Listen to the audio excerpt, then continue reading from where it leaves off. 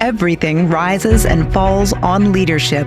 The ability to lead well is fueled by living your cause and purpose. This podcast will equip you with the tools to do just that. Live and lead with cause and purpose. And now, author of the book, The Anatomy of Leadership, and our host, Chris Comeaux. Hello and welcome. I'm so excited today. This is my favorite time of the month, and in this case, my favorite time of the quarter. Welcome, Cordt Kassner. It's good to have you. Chris, thanks for having me back. I'm excited to be here. Yeah, so let me remind our listeners. So the top news stories of each month this year, Cordt and I wanted to do something different. So we first anchored our year in January.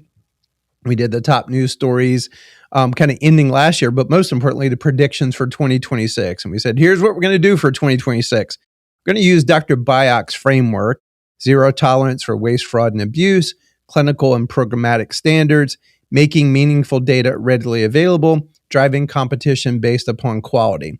And what Cordt and I would do is we would actually bring guests. And so we keep each month, Cordt shares his wonderful statistics from Hospice and Palliative Care Today.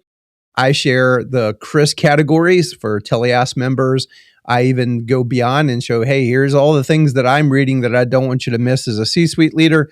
But for all our wonderful listeners, I have kind of a Chris category. If we ever have listeners that want to see my full thing, feel free to reach out to me. But Cordt and I share that data each month. But on the top of the quarter, he and I will review the past quarter. But in between, we've been bringing guests this year around the actual framework. So let's kind of just look backwards a little bit. So we started the year after Cordt and I launched January, beginning of February, we did Measures That Matter.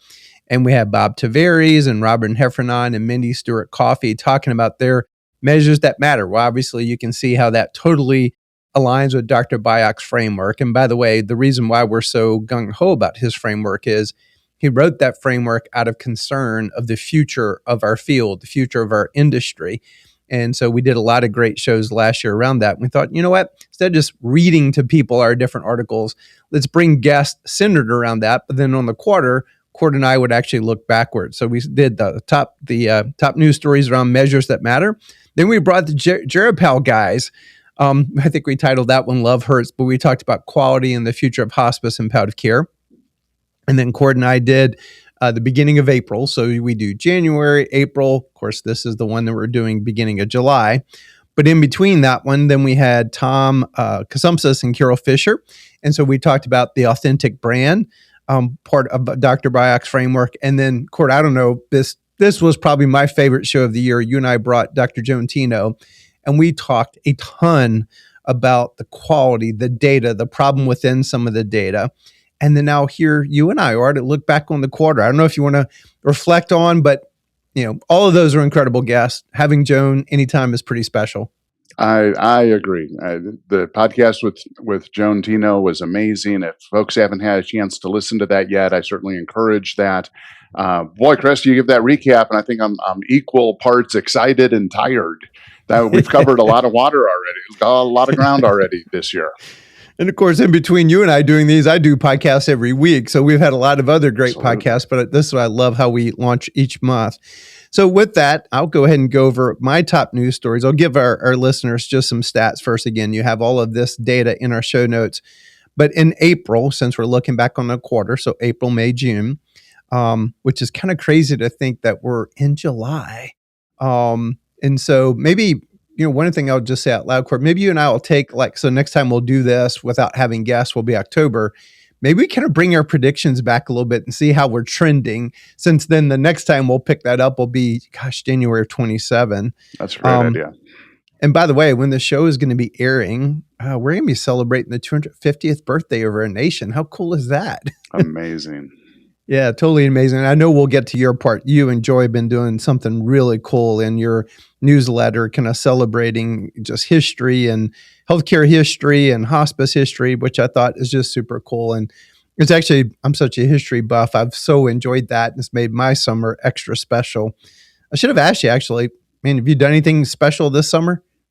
You know, it is beautiful in Colorado this summer, and my wife and I head out hiking and playing pickleball as often as we can.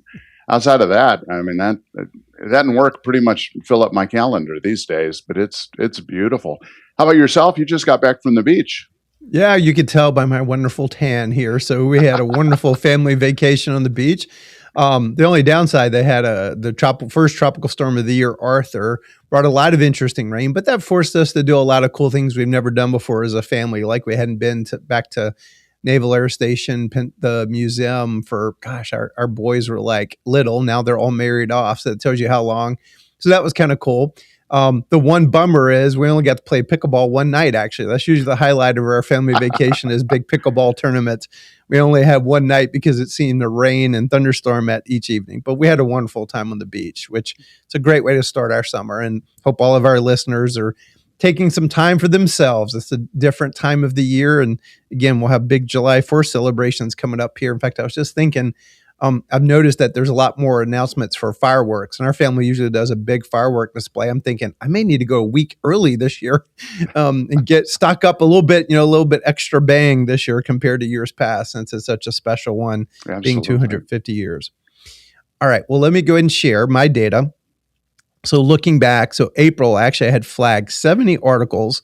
And so my interesting thing I've noticed, and you'll see this in April, May, and June. And so regulatory and political started to be the biggest category in April. And so out of the 70, 15 were in regulatory political. And then my Chris category had 13. Then in May, I had 63, so pretty close to actually April. But once again, regulatory and political had 14, and my category only had 9. And then I'm going to go back through the Chris categories for these months and point out some of them. But then in June, flagged 50. And so, but once again, regulatory and political 13. And so compared to like even looking back on 2025, there's been a lot of regulatory activity, which I have a feeling you and I are going to talk about quite a bit. So if there's any just broad theme, and it's kind of like, well, no duh, right? We've had some pretty major announcements starting in May. So let me go in, sort the ones I want to highlight in April, then we'll get to May and June. So in April, one was called The Keys to Reinvigorating Hospice Quality. This was a hospice news article citing my good friend Cordt Kassner. And so talking about staffing shortages are playing a significant role in the push for regulation changes, and then cites Cordt and says, keeping pace with the rising demand, fewer staffing resources has hospices seeking creative avenues. Leveraging technology has helped some hospices improve their clinical capacity and staffing ratios. However, more regulatory change that supports expanded palliative care education, greater transparency around staffing. So the whole point is, the title again was Keys to Reinvigorating Hospice Quality. And the reason why I wanted to give you a chance to talk about that, Cordt, but I think you and I probably had a whole first half of the year around this. And again, I think probably the highlight was having Joan, where we really dug into some things that, gosh, I can't remember how many times we keep bumping into, well, only 30% or 40% of hospices actually have CAP scores. What's up with that? What's the problem with that? We had some good devil in the details. And interestingly, I didn't get a chance to tell you, I paid that podcast forward to Kim Brandt at CMS. Gosh, I don't know how many times Joan said she was kind of a fangirl. So I'm like, well, you know what? Let's pay it forward to Kim herself. Mm-hmm. Those are the people that actually could do something about this. So you want to make any comment on this article? You know, it was really such an honor. This was a workshop that Ira Byock and I gave at AAHPM this spring, and I was just, like I said, honored. He called me up one day and said, "Hey, I'm thinking about doing a workshop on this strategic paths forward paper, and maybe you could join me and talk about the importance of the data and competition driven by quality, those particular measures." And so I was able to talk about the National Hospice Locator a little bit, and I just kind of share with everybody that some of the exciting developments that are going on that are extremely consistent with his paper and how we're framing, today's podcast. One thing that was interesting to me, I guess, was I suppose Holly was in the audience, or she watched the video of our presentation, because there was not a sit-down interview with this. Right. Like, we didn't sit down and talk about it, but it sort of sounded like we did in the article. So I just sort of point that out when I see my name in a story. I'm like, did we have that conversation? And totally appropriate to report on what this presentation was, and I really do appreciate that. It just caught me a little off guard when I saw my name pop up in a Google search. I'm so glad you actually pointed that out, because I think we're entering into a new world where, we have hospice and palliative care today. You have hospice news. I was at the MPHI conference back in April and was on a panel discussion. And one of the people I was on the panel with afterwards leaned over and said, "You realize that Jim Parker was in the audience?" And I'm like, "No, I actually didn't realize that, actually." And basically he's like, he could basically quote some of the things that we said, and like everything I'd said, I would have been fine with. But it's like, oh my God, this is like a whole new dimension I never would have thought of in the hospice field, that, you could, if they take little bits and pieces, if it's not a true interview, you may feel like, well, wait a minute, that's not exactly in the context that I meant it. Our politicians know quite often what that feels like. For me, that was like, holy moly, I never even thought about that before. And again, no criticism to Holly or Jim. This is exactly how the press actually generally works. But for me, it was like, wow, that's like a new way of thinking. Like, if I'm going to give a presentation, if this ends up in the news, could it be taken out of context? What would I do about that, et cetera? So it was just a whole different thing of like, I was walking away going, I guess we're entering kind of a new dimension here in the field. It is an interesting time. And I've had sit down interviews with Jim, and we do a lot of work with Hospice News, and they do a great job. I'm not throwing rocks. It was just kind of an interesting observation that not everything you read in any news publication is necessarily a sit down interview like I sort of thought it was. Not anymore. Yeah, well, and again, this is pretty normal in other places.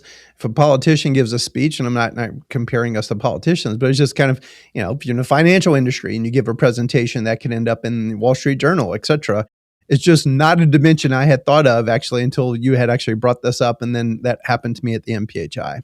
Mm-hmm. So I'm going to kind of cite something I feel as we're talking about this. Quality, regulatory, and AI feel like three broad themes kind of painting across. It's going to be interesting for you and I to go back and look at our predictions, but I am definitely seeing those being three very broad themes throughout the year, which gets to my next one in April. Mass AI job replacement, but not in healthcare, CIOs say. This was a Becker's Health article. It says, while some doomsayers predict that AI will replace human workers en masse, health system CIO said that that's not exactly going to happen that way in healthcare. And so I have two minds about this, Cordt. First off, the CEO mind, and I've been very transparent to our team. It's not to replace the humans, it's to augment the humans, that we've got an amazing team. What I hope is maybe we serve many, many, many, many more hospices. And what the work that we do is so unique, it's hard to find the right team players. Anyway, we kind of always joke we look for unicorns on the Teleas team, and there's only so many unicorns out there. So AI could be critical for us to scale our team, not to replace our team. But invariably, like, will it happen en masse? I've listened to so many podcasts. I'm a huge fan of Diary of the CEO, Modern Wisdom, Ed Milet. Those are some of the top podcasts in the entire country, like millions and millions of listeners. And especially the Diary of the CEO, they have brought some incredible thought leaders around AI. And most of them really do say that, yes, it will be replacement. Now, I've heard some recent ones that said, but if you look back in other huge disruptions, although this probably be the most disruptive thing we've ever seen throughout history, it escalates. Like, when we went to the industrial age, like horses being replaced by vehicles, but then all the manufacturing industrial age. We never could have predicted all the downstream or kind of tangential industries that were created. And then comparing that's probably what's going to happen now. But each time the disruption has been totally different. This is so upstream if you think about AI. I mean, it partners with our thinking in very interesting ways. And so I've seen one demo of very interesting software. And if it works the way it pretends to work, I can see where it could displace a lot of jobs actually in hospice that exist today. Now, maybe what that means is we would create other jobs, increasing the actual care by the bedside and maybe less kind of the administrative back office. So I say all that to say this. I don't know. I think we're going to have to live into it. But, I think that care by the bedside augmenting the humans, not replacing the humans, I think is a great way to lead through that. But there may be jobs that shift is what I think the actual answer will be. And so for individuals may go, but wait a minute, you said, but it depends upon what are you doing? Like, how are you adding value and how does it actually serve the actual mission? We use an article, Cordt, that it's a Chick-fil-A article that's part of our orientation for all of our team members. And the punchline in that article is you're either serving chicken or you're serving someone who is serving chicken. You probably get the punchline. Our team is not by the bedside, but they are serving the people by the bedside. But if you're doing things that are they're not utilizing higher level thought, it's more transactional. I think those are the things that are most susceptible. So I'm not sure what your thoughts are, but I've listened to so many podcasts here. I think this is going to be one of the most fascinating things that's going to play out over the next, especially 3 years. Next year is going to be a really interesting year because we are pretty close to agentic AGI, artificial general intelligence, which is where it's really going to up the ante compared to even what we're seeing right now. I think the saying is the only thing that's consistent is change. And I remember watching a story on the news about, I think it was Amazon, and the story was featuring an employee who used to be the person walking along in the warehouse, pulling items out of the box and, shipping it out to customers. And now he was driving the robot that was pulling items off the shelf and packing them to send to the customer. And I thought, how terrific that this employee was able to change. He was able to adapt and be flexible with the changing times. In hospice, maybe that's when we went from medical records with a pen to medical records electronically. And there were people who adapted and changed with that, and there were people who didn't. And I think when we talk about things like Oracle recently laid off cut 21,000 jobs, and they said in part due to AI. So we don't really know how many of those jobs were cut because of AI, but they certainly connected those dots. And I just sort of think it has to do with the flexibility of the employee, of the person, the individual to adapt and figure out. And, how can we use AI to maximize and our efficiencies and do better work. And some people are going to change and adapt, and some aren't. And it's kind of no harm, no foul. People choose what they want to do with that. But AI is a game changer. I have compared the difference pre and post AI to pre and post the internet. Mm-hmm. Like the internet changed everything. I think AI is too. Yeah, that's well said. We dropped a podcast last week and multi-generations in the workplace. And so I plan on working a good long time because I love what I do. I'll probably won't work the hours that I work now as I get into my 70s and 80s, but I hope I get to do this maybe even into my 90s. But all that to say, my first CEO that I worked for in the healthcare space was what I would call a Luddite, very technology adverse. And I remember that making an impression on me in terms of I will never be that guy. I always want to be the one evolving and learning. I might not be on the bleeding edge. I have incredible team members that they're on the bleeding edge, but I want to be pretty close to that because I realize I set the tone to my team. And it's another way of me affirming what you're saying. I challenge myself that I've got to continually grow and learn. That to me is the essence of life. In fact, one of our core values at Teleasa is the learning mode. And I try to model that. To me, that is like what I do. That's the prescription. That's another way of saying what you just said. So Absolutely. It's going to be an interesting. I do one thing I know we predicted. We said it would be a predictably unpredictable year. I have a feeling we're going to say that probably for the next 3 years because you're right. I could still remember being on my first business trip and I just got married and I sent my wife an email. And like, that was the coolest flipping thing, man. Like we could get online and on these chat boards and like, those were game changers. And I like to say that now I'm like, damn, I'm old. Remember the little AOL, the dial up speed and all that sort of stuff. And my gosh, how far we've come. But I agree with you. This is going to be a huge game changer, which this gets to another kind of interesting reason why I cited this one. This was a Penn Leonard Davis Institute of Health Economics article, Finding Rare Agreement on Fixing the Healthcare Affordability Crisis.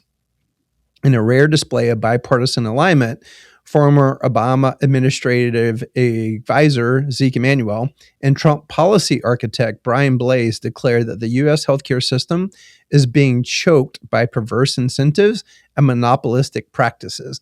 Reason why I pointed this one out, Cordt, first off, we're dropping a podcast a week after this one airs between you and I with Dr. Don Berwick. How cool is that?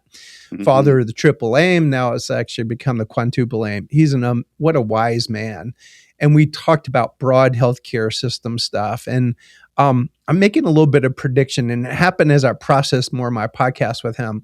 I think healthcare, because of some of the things that are washing up on shore from the big, beautiful bill, are just hitting now towards the end of this year, especially a lot of the Medicaid rollback. So hospitals are going to be facing some pretty serious headwinds. I think healthcare is actually going to be elevated as part of the debate of the midterms. Now, I have no idea what that means. Like, I'm not making a prediction which way it's going to cut, but I think it's actually going to elevate and where people fall on that. And then what are we going to do about it, about healthcare as a whole? And the fact that you have to, a right leaning person and a left leaning person saying, hey, we all agree, perverse incentives. In fact, one of the things we talked about in that podcast with Dr. Berwick, one of the screwed up things about healthcare in America, 20% of healthcare costs in the insurance realm are due to all the administrative crazy BS we have to put up with just to get paid at an individual level of being insured, or as a person who's providing healthcare to try to get paid for the care you're providing to people. Whereas straight up Medicare is 6%. So that delta adds no value to the system whatsoever. All of the crazy ways you've got to jump through the hoops depending upon who the different payers are. And that is a differentiator compared to many other nations in the country. And I actually will call something out. It's not a political statement, but I think it's politically lazy to go, oh, you want to change healthcare. You want socialized medicine. Look, I'm going to call that and say, you know what? If you hear someone say that, I want our listeners to be keen enough to go call bullshit on that, because that is a very lazy way to kind of, we've done a podcast last year with Tara Reid, who researched all the healthcare systems in the world. Switzerland, Singapore, they have amazing, diverse healthcare systems that I would call more public-private type partnerships, which fits much more with the American capitalistic system, which, by the way, Dr. Berwick said some fascinating things about why capitalism doesn't work in healthcare. And I agree with him, because it's so perverse. When you're in a capitalistic society, you want to provide a product that's amazing, that people want to use more and more of it. Healthcare is perverse because the reality is, if I do a good job for you, you won't use what I provide because I will be keeping you healthy. I'll be partnering with you, but also where the perverse incentive is, but I can't make you be healthy. So there's all these perverse incentives within healthcare, which it just doesn't fit good within a pure capitalistic play model. So all that to say, my prediction is it's going to become part of the core thing that people are going to elevate in the midterms. And then we're going to get some worse and worse financial outcomes I forgot, was it 700 hospitals I think I read are actually at risk of closing nationwide? Don't quote me on that number, but it was a number staggering enough to go, wait a minute, what? In fact, I think in the number in North Carolina was about 25 or something like that, which again, many communities, these are major employers. This starts happening. There's major impact on the economy. In fact, several of the quarters this year, what drove the actual good jobs reports were in healthcare. So healthcare is a large part of our economy. So if all that starts washing up on the shore, you're going to get a cacophony. And I hope people rise up and say, look, yeah, this system sucks. More and more people now have high deductible plans. And in fact, I just had dinner with a friend last night. Their son, doctor said, we want to do an MRI on you. And he gets a $900 bill and he's like, Mom, I've got to pay this bill. He had a high deductible plan. He had no clue it was going to cost him that much. All of that's happening more and more. So my prediction is finally the healthcare thing is going to come to a forefront, and maybe we can have an adult conversation as a country to really what to do about this, the right way to fix this. I don't know if you want to make any comments, Cordt. Just a brief comment that there is such a divide between healthcare clinically and hospice clinically is a bipartisan issue. Everybody should be caring about that. It's not a political issue. It's something that we take care of fellow human beings. This is what we do, versus healthcare as a payer and a financial system where now, as you've mentioned, we have all these competing models trying to figure out the money side of the equation. And that's where I think things get very partisan and very divided in what's the best path forward. And I think that just hurts healthcare.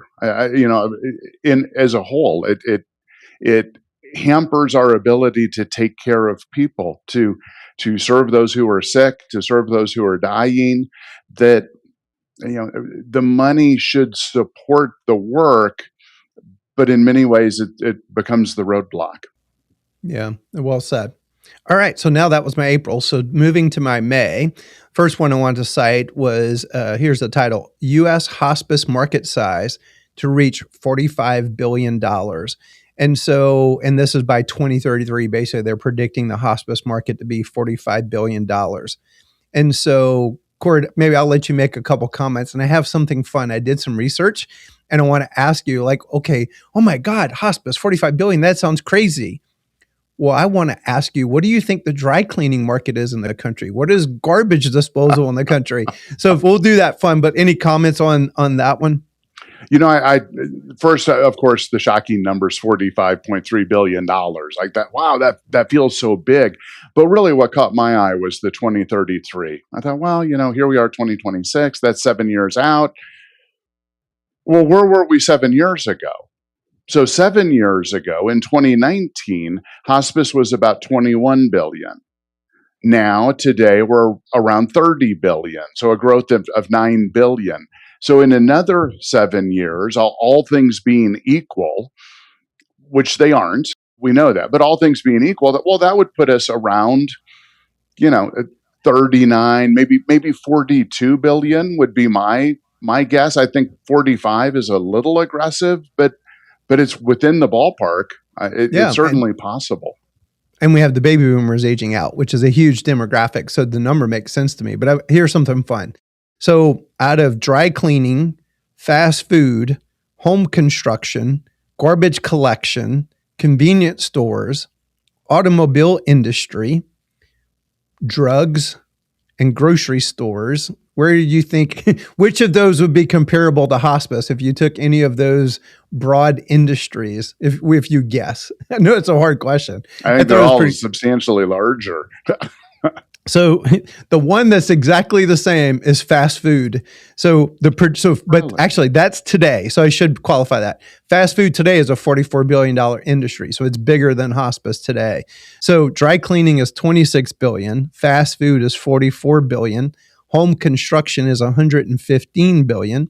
Garbage collection is 18 billion. Convenience stores is 61 billion. The automobile industry is 122 billion. But guess what? Brokers for insurance is the same as hospice today. So brokers for insurance and fast food are both about $44 billion. And then drugs and grocery are $263 billion industries. I could buy groceries, right? That's the food. That's people got to eat. But drugs, the pharmaceutical industry, is also $263 billion. So I think it puts it in perspective. And oh, by the way, those that want to go, hospice is just out of control. We save a crap load of money. There's multiple studies, palliative care plus hospice bends the cost curve. If you didn't have that industry, there would be outlandish hospital costs and other areas of healthcare that would be a factor of probably 5 compared to that number. And so I think that's the beautiful, interesting thing about our industry, maybe compared to others. That's a really interesting point. One other thing that caught my attention in this article that you would probably want to comment on was they said, here's a list of key players in the U.S. hospice market. And of course, I'm not necessarily thinking today. I'm thinking this article is written forecasting 2033. And so they had a list of 10 hospices. And there were, of course, the usual suspects, right? Vitas, LHC Group, Seasons, which is Accent Care now, and Compassus. But of their 10, there was only one nonprofit listed, which was Chapters. And that gave me pause to think, well, we've gone from 100% nonprofit to now about what, Seven- 25? 17, 18 is, well, now actually per the MedPAC report, I think they said it's down to like 18%. I think is below 20%, which is Okay. incredible because when I came in 1995, it was 75% nonprofit, 25% for profit. So now the interesting thing, there is devil in the details. In fact, I'm so glad you queued that up because another one in May that I flagged, which you were a key part of, is the second annual Hospice News Provider Rankings and Trends Report. And it had the top 50 providers based upon revenue, aggregated based upon revenue. And I'll let you comment on the fact of that's not an easy thing to do, actually, to aggregate that way because of how the provider numbers work out. But that top 10, which is interesting, you just mentioned some of them, but number 1 is Humana. Number 2 is Vitas. Number 3 is United, which is formerly LHC Group. Number 4 is Compassus. Number 5 is Accent Care, which I think formerly was Seasons. Number 6 is Amedisys, but that's pending the United acquisition. So that's going to aggregate into that United number. Legacy, Continuum Care, Altus Hospice, then Bristol Hospice at number 8, Chapters, to your point, at number 9, Adobe Embrace KKR, aka I think Bright Spring, number 10. So that's your top 10. And then interestingly, then since you're citing about the nonprofit, number 11 is Empath, and then you go on to some more for-profits. We don't aggregate revenue because that makes TCN very unique. Our members' budget stays theirs, but we've got over 4,500 census now of hospice within our Telias network. So we'd be about number 15 or 16 on that list, somewhere between 250 and 300 million. Again, it's that revenue stays to our members, but we've created an interesting way to work with a bunch of nonprofits without kind of merging them as one. And the cool thing is we have great satisfaction survey scores. I do think the interesting thing within the MedPAC report too, Cordt, it makes it look like for nonprofits are becoming less of the industry. And it's not because nonprofits are going out of business en masse. Yes, there are a few that are selling to for-profits, and yes, there are a few that are closing down, but not to that extent. What's happening is the proliferation of the for-profits, which is going to get us in a second to the moratorium. But any comments from your perspective, since you were part of making that report happen? I've spent a lot of time over the last several years working to combine CCNs, Medicare hospice provider IDs, under corporate ownership umbrellas. So I love Vitas, right? You want to combine all the Vitases and think about average daily census and total revenue and length of stay and I mean, whatever metric you want. How do you combine all the Vitas locations? You look for any hospice that begins with the word Vitas. It's Vitas Miami, it's Vitas Denver, it's Vitas, whatever. And you just combine them. And I love the transparency involved in that because almost every other group out there does not do that. LHC Right. Group, as an example, keeps the local hospice name, and you don't really know that they're part of LHC Group. And there are pros and cons, and I'm sure strategy around that.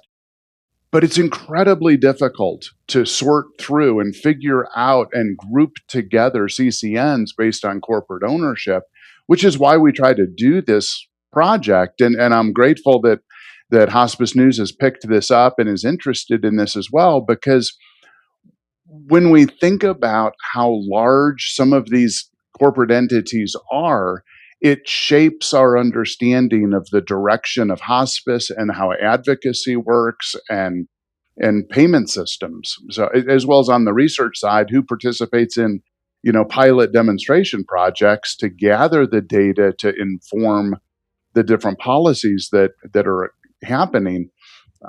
It's unusually difficult to identify the corporate ownership.